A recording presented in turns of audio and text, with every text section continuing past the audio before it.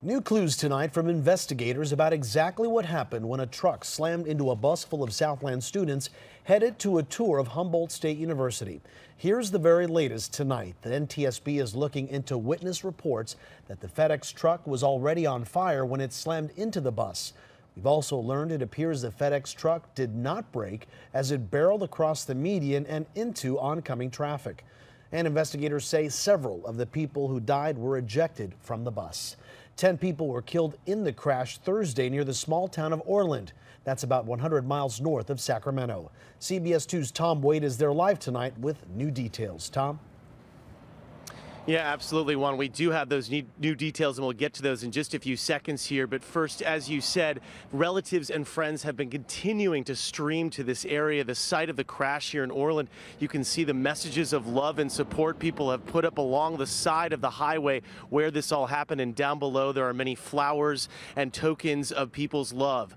As we've been reporting, the NTSB tonight reporting some new information that could have some key findings in this crash. Why? That's the question I ask myself. Why him? Tonight, raw emotions and unanswered questions from family and friends of the victims who were lost in the bus crash. Relatives of Ismael Jimenez, who died in the crash, are only beginning to cope with the grief. We can't describe. I mean, the pain we're feeling right now. It's horrible.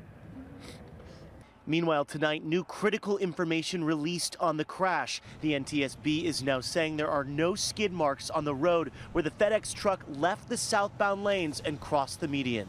There's no indication of tire marks from braking in the median or in the northbound lanes. The NTSB did not say if that meant the FedEx truck driver was at fault. It just means that they are looking closely at why the FedEx driver ended up going the wrong way. The NTSB also says the bus carrying the students was new and had seatbelts, but it's not clear if the students were wearing them. Some were thrown onto the roadway.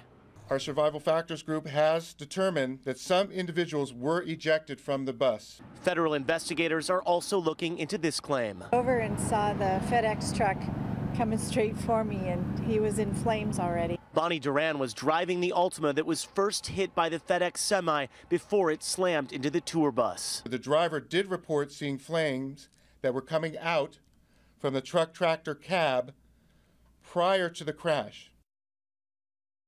And the NTSB is still investigating whether the semi was actually in flames when it came across the median and hit Bonnie Duran that was in the Altima.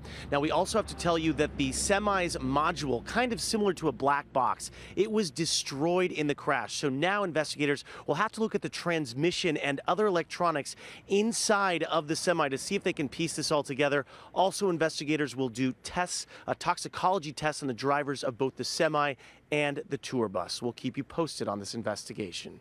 Reporting live from Orland, I'm Tom Wade, CBS 2 News.